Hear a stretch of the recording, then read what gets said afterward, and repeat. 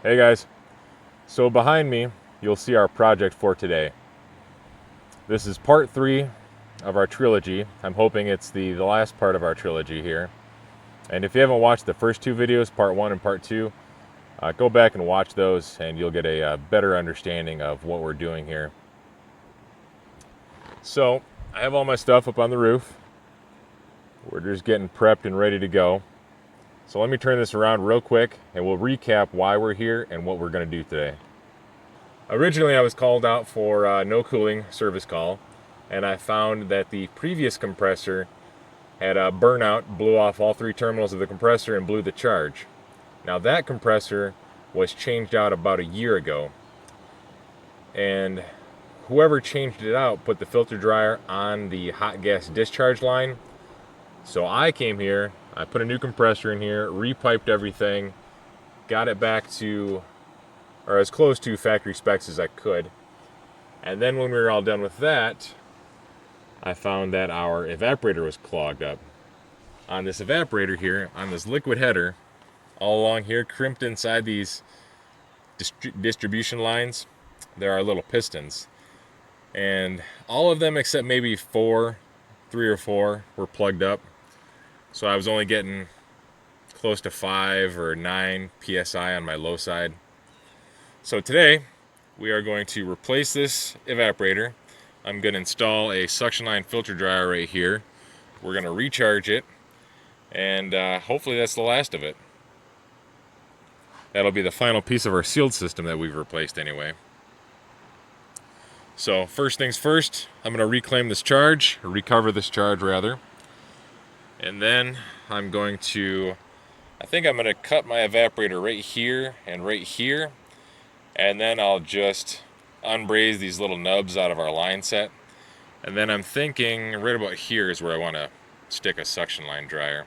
Just cut it right here and here, pipe it right in, just like that. That'll be much easier to eventually replace. This customer is kind of, I don't want to use the word tight, but they're frugal. So I'm not sure if they'll approve my quote to come back and remove this suction line dryer, but we'll see. So that's the plan, guys. So let me start up my recovery machine, pull this charge, and I'll bring it back along when I go to pull this evaporator.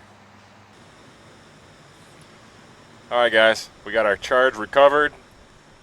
Now it's time to cut this coil out. Let's see, how do I want to do this? I think I want to cut my liquid line first, just to make it a little bit easier.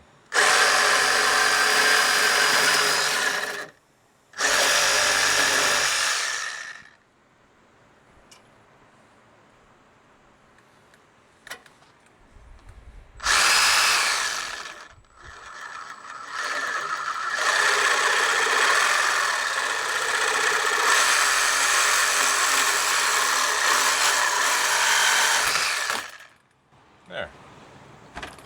That wasn't too terrible. Alright, I didn't really leave myself enough room to pull the evaporator out. I'm going to have to unbraze this little nubbin that I left on there. So, let's do that real quick.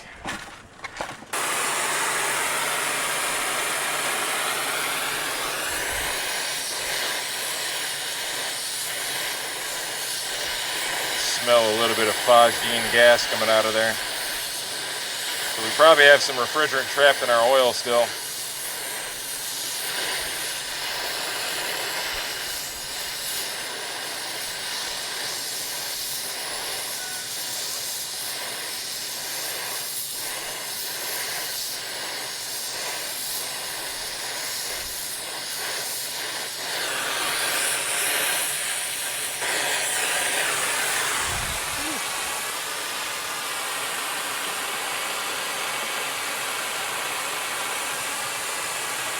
Nothing like phosgene gas first thing in the morning, am I right?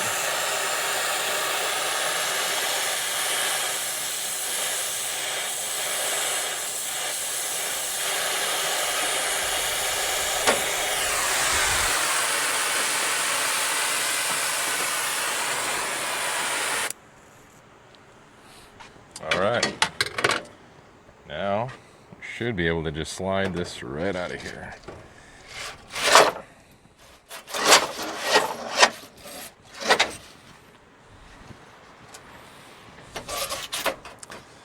soon as we're done today, guys, we're going to cut this evaporator open and get a better look at that liquid header.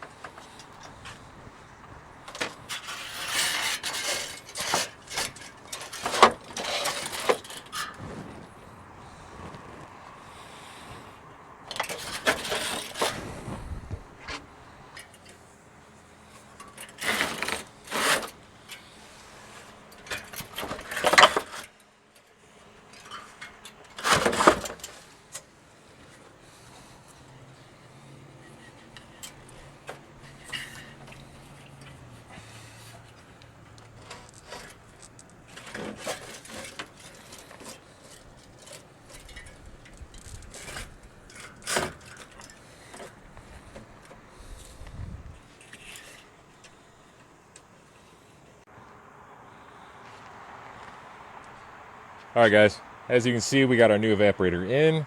It's screwed in place. Now we just got to braze it together. Actually, first thing I need to do is figure out exactly where I'm going to put my suction line dryer, which I think is going to go right here. And we'll clean all the piping up, put it together, dry fit it, make sure everything looks good, braze it together, and then we'll pull a vacuum on it.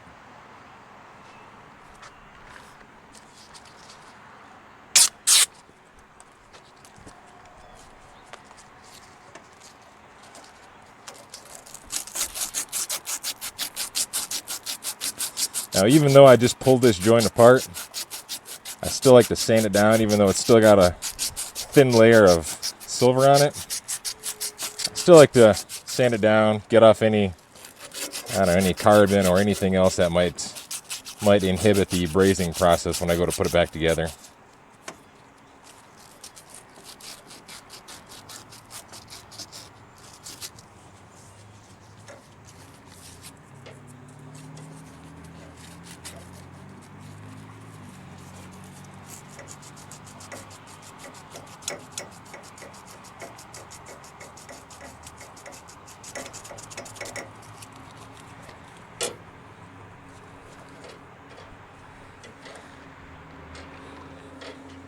All right.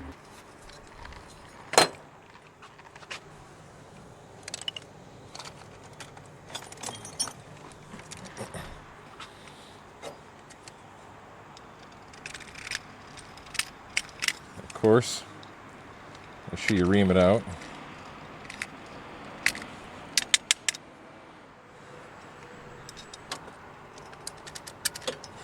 Now over here, guys, you want to be careful when you're reaming out a pipe that's at this sort of angle right here.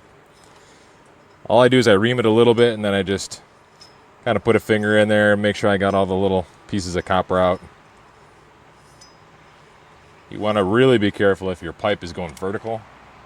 You don't want to ream it out in the vertical position, because then obviously you're going to get little pieces of copper inside the system.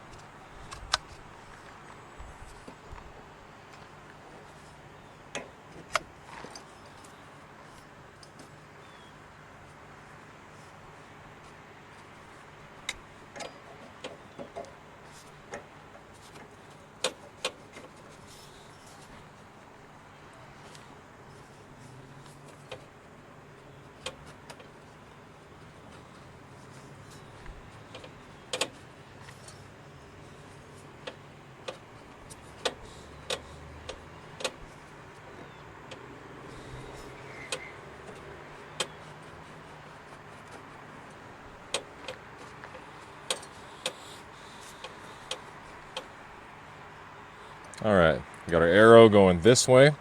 So obviously, suction goes towards our compressor. Put the Schrader port in the upward position. Got our liquid line connected.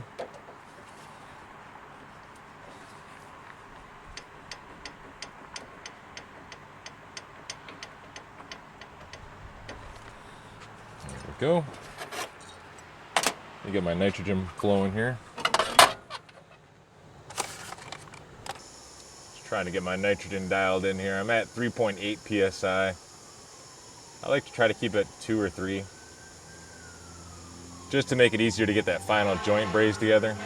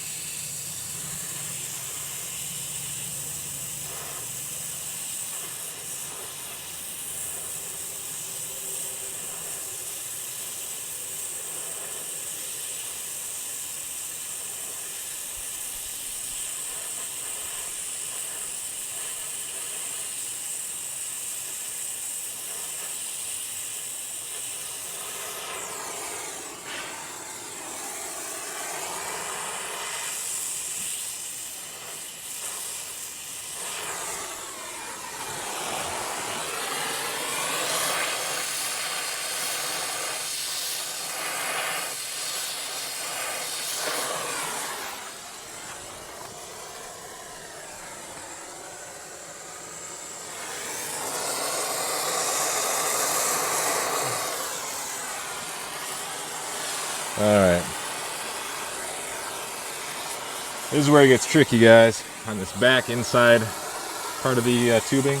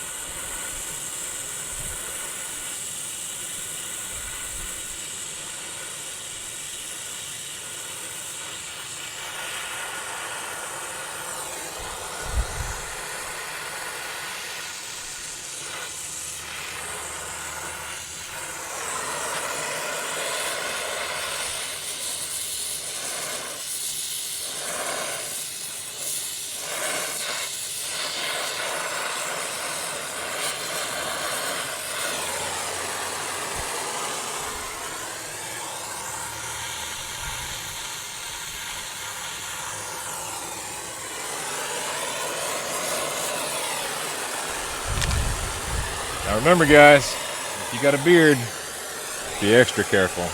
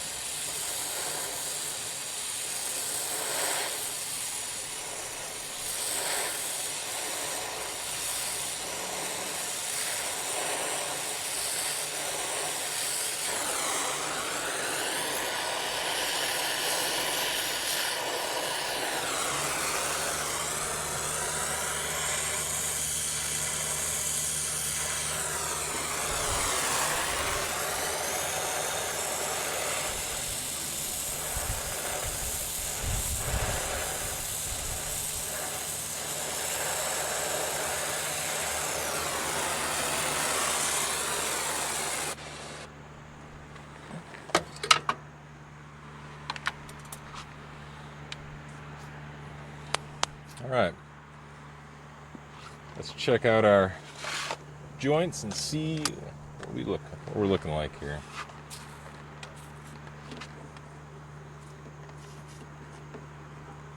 Not bad. I don't see any divots or spots that look like potential leaks.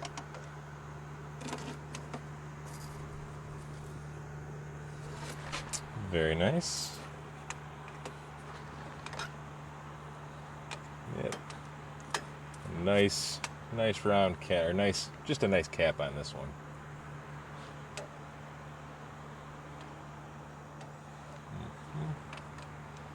Looks good. All right. For my calculations, it looks like we might be leak-free.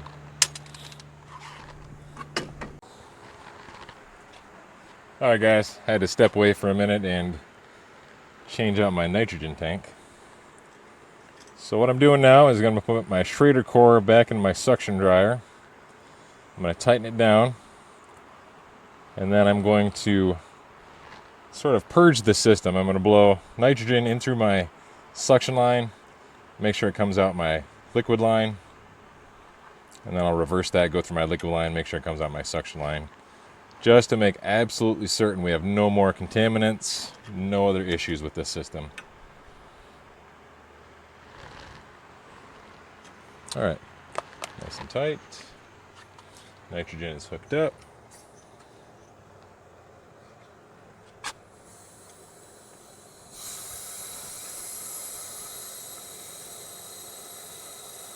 Gonna do 150. All right, now my liquid line is disconnected, so I should have nitrogen flowing in through my gauges, into my suction line, through my suction dryer, into the evaporator, out the liquid header. So we're going backwards, basically.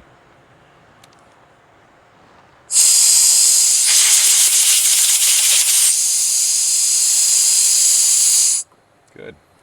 Lots and lots of airflow through there.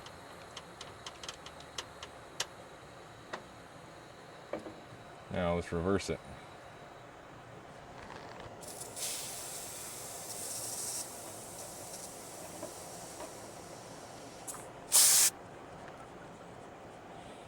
All right, now we're going backwards.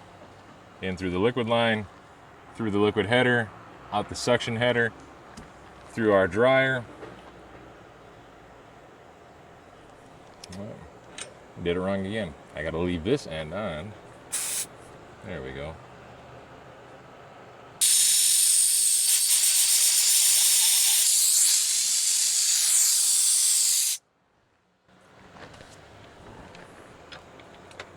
Doesn't seem like any obstructions. So, let me go ahead and pressurize both sides of this, and we'll just let it sit under pressure for a little bit. Make sure we have no leaks or anything like that.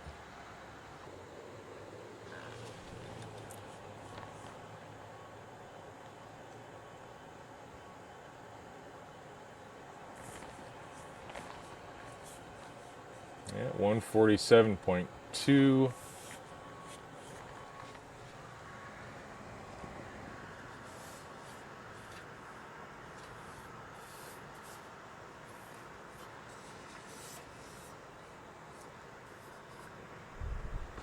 All I'm doing, guys, is just kind of feeling around these joints, see if I feel a little bit of airflow out of there.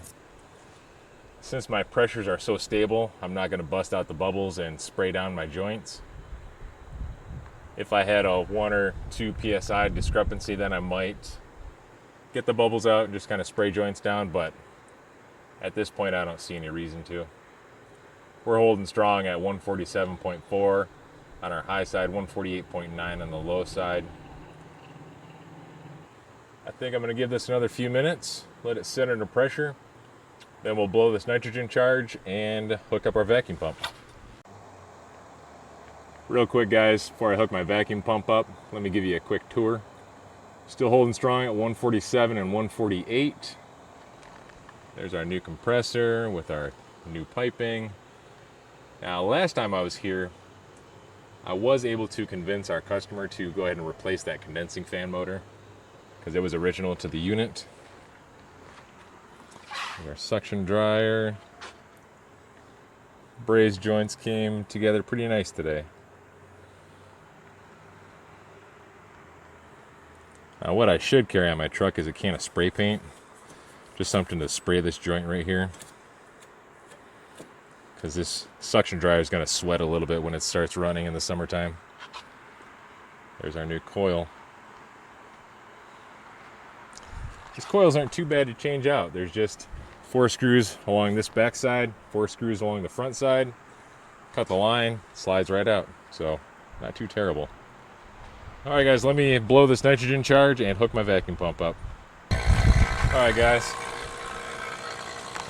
Now while I'm waiting for my vacuum pump to pull down below 500 microns,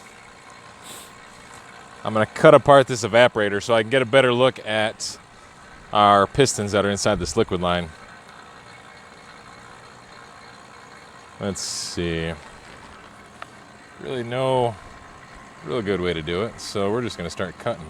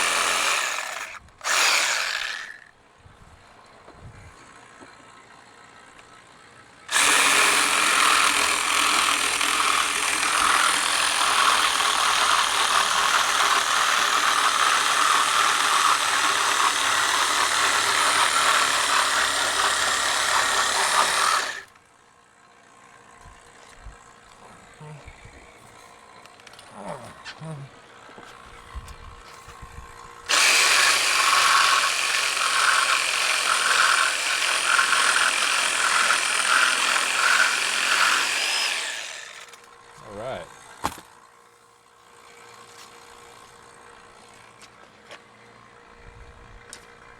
Sort of made a mess, but it's all in the name of science, right?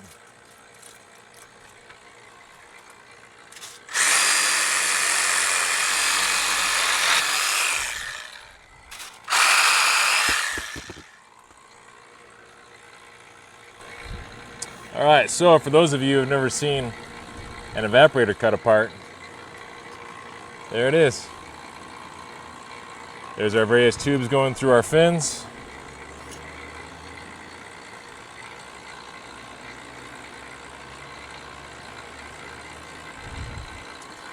Can't get a real good look at our pistons in there.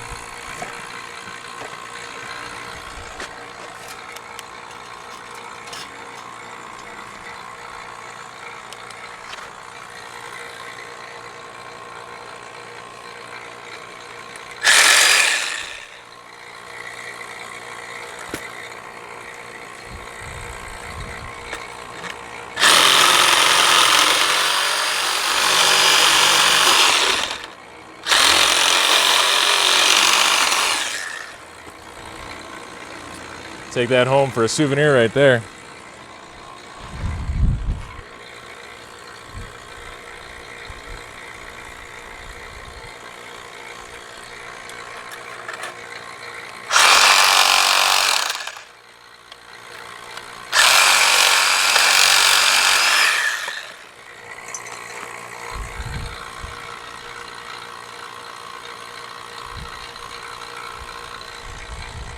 All right, guys, come here.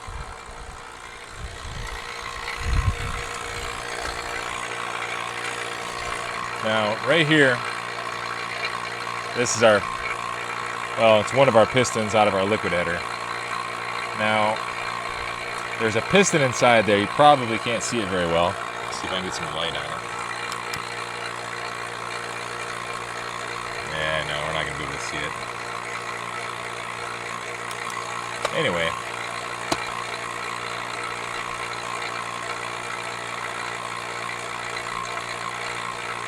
right down inside there, there's a piston. Now you should be able to see right through there, because obviously it's just a fixed orifice. Obviously we can't see right through it, or you would be able to see that bright silver background behind it, right? So, let's see if we can blow something through there so I can show you what I'm talking about. Alright guys, so I took this over to my nitrogen tank, cranked it up to 200 psi, and it took a little while, but I was able to blow through it. So now, let's see if we can see in there, camera focus. Now you can see through that piston.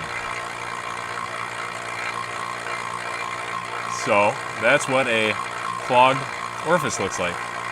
And this is what an unclogged orifice looks like. Pretty cool, huh? All right, let's see where we're at on our microns here.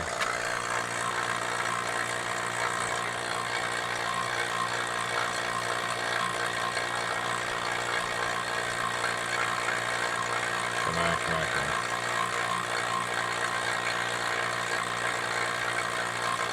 Nice, 330 microns. All right, guys, let me set you down here. I think we're gonna do a decay test. Down to 270 microns. Now I know there's gonna be people out there wondering why I'm not using my core removal tools. On this side, I was able to get a core removal tool on there, but this side I wasn't able to get one on there and a good enough angle to actually pull the core out, so I don't have one on there. However, what I do have is my high side hose. This is closed off right here. So follow me now. Vacuum pump down here, pulling through my manifold gauges. I know it is a restriction.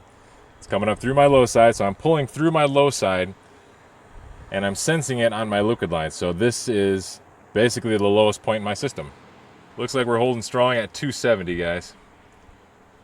So I'm gonna give it about another 5-10 minutes, see if our decay passes, and then we're going to charge it up with 4.5 pounds of R22. This is the moment we've been waiting for. I have my unit all charged up, 4.9 pounds of R22. I let it sit in there just to equalize a little bit, and now we are going to kick our disconnect on.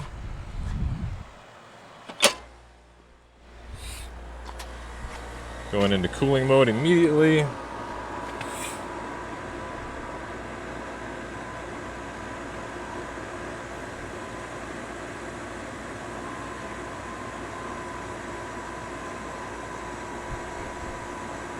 So far, nothing too crazy. Last time I did this, my low side pulled down to almost into a vacuum. I think it was down like 4 or 5 psi.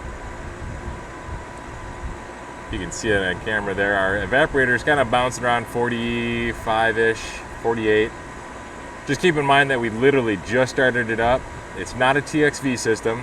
Those are a bunch of pistons and a liquid header. So it's going to take a little while for our system to kind of equalize. It's got to run for a little bit. Also, it would help if I had my refrigerant set properly. There we go.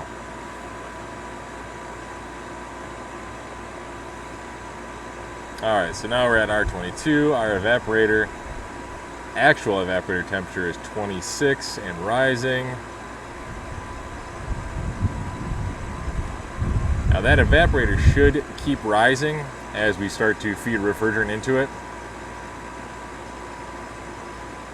All the way up to about 40 degrees is where I want to see it.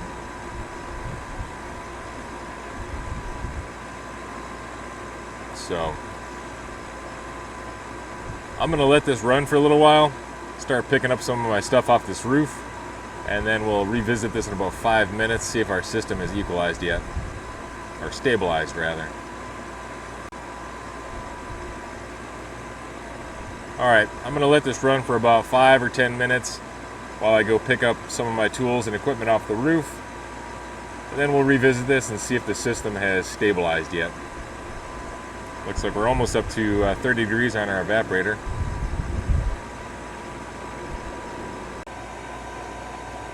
We've been running for about 10 minutes now. Our evaporator temperature is up to 35. Condensing temperature is 106, which is pretty darn close. We're sitting about 75-ish degrees ambient temperature.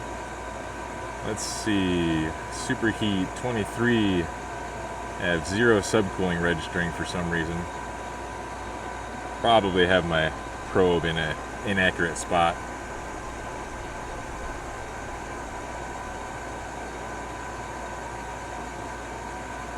Actually, it says I'm getting 108 degree temperature. I wonder if...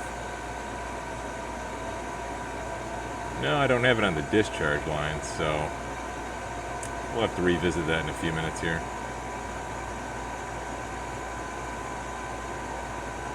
Alright, let's check our return and supply temperatures.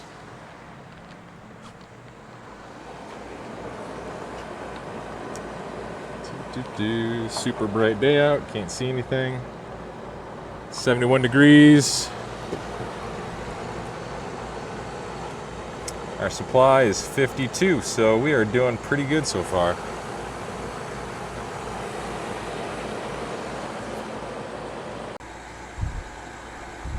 Alright guys, we've been running for about 20-25 minutes now.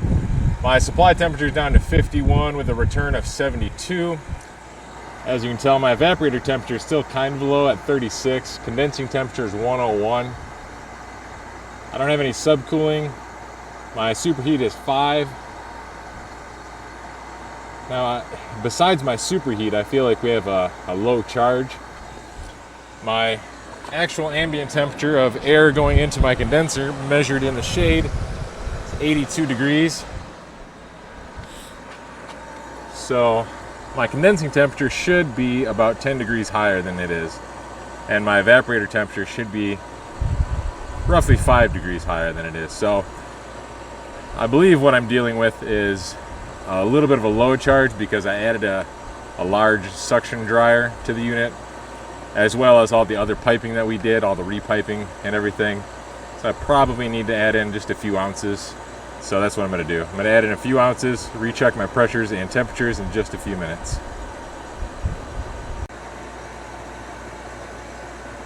Well, just when I thought I was all wrapped up on this, we're still getting a little bit of funky pressures and temperatures out of this unit. I moved my low side line over to my port on the suction dryer, and my evaporator temperature is just about normal at about 39 degrees. Condensing temperature is rather low though. In the shade at my condenser, I'm still measuring 82 degrees. So I should have 112 degree condensing temperature just using a rule of thumb 30 degree split.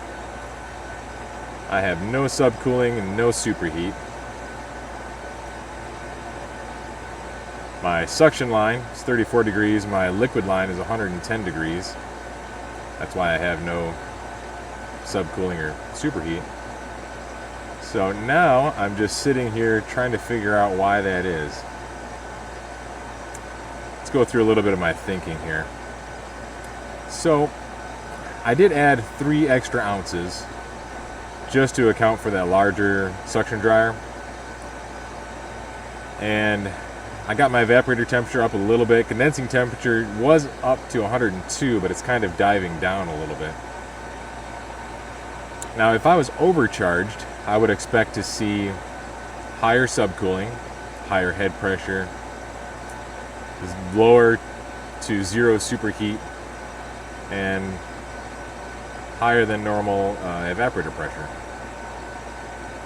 If I was undercharged, I would see almost the opposite of that. I would see lower than normal subcooling, lower pressures on both sides, a lower evaporator temperature.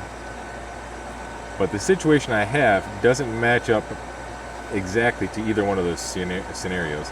So I'm just trying to figure out right now if I'm either reading temperatures wrong, pressures wrong, if it's all in my head, or if we have some sort of new subtle issue. I did take a temperature reading across both my dryers, and they're both fine. They haven't plugged up yet, so I don't believe that's our issue.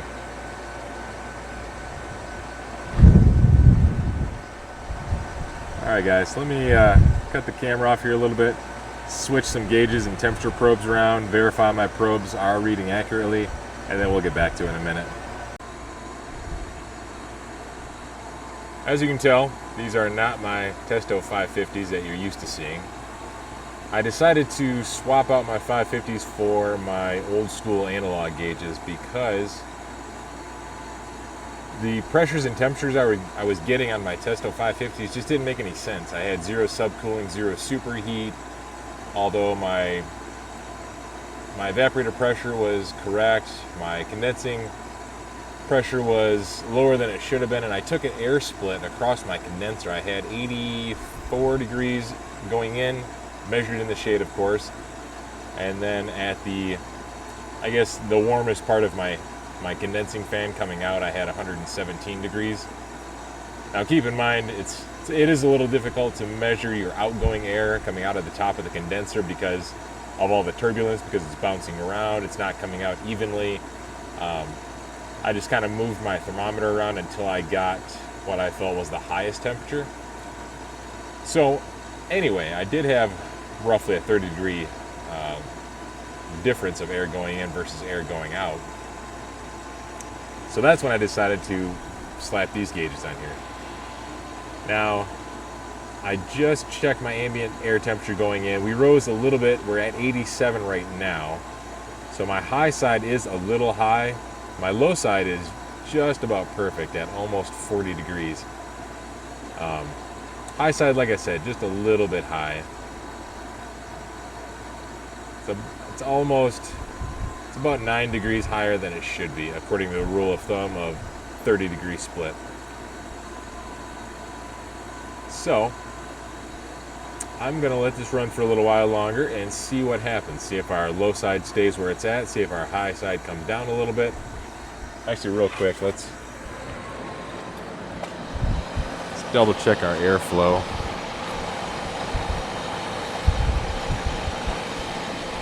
Really good airflow, about 200 CFMs.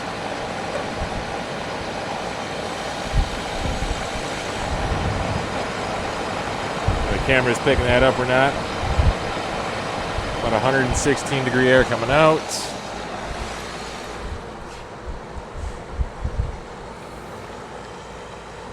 .51 degree supply. I got a little bit of moisture coming out of my trap. Let's get my airflow device out of there.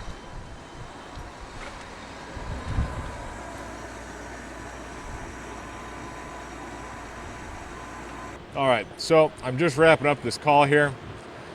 Now, as you've seen in that last clip, I did attach my analog gauges and I was measuring a little bit higher than normal head pressure. I let the unit run for about 10 or 15 more minutes. I still had a supply of 51. My return was 70, 71. My evaporator temperature was 39. It was bouncing 39, 40. So it was well within tolerance. The only concern I had was my head pressure was about 7 degrees higher than it should have been. And then my other concern, of course, is why my Testos were reading such a low head pressure. I'm gonna have to look into that, maybe figure out a way to test my Testos. But other than that, guys, we seem to be all set here, finally. This job is finally complete. I can tag it as proper working conditions now. So I hope you guys enjoy this video. If you missed the first two videos, go back, check those out. Thanks for watching, guys. I really do appreciate it. Leave me some comments if you want. And while you're at it, go ahead and hit that like and subscribe button for me, all right? We'll see you on the next one.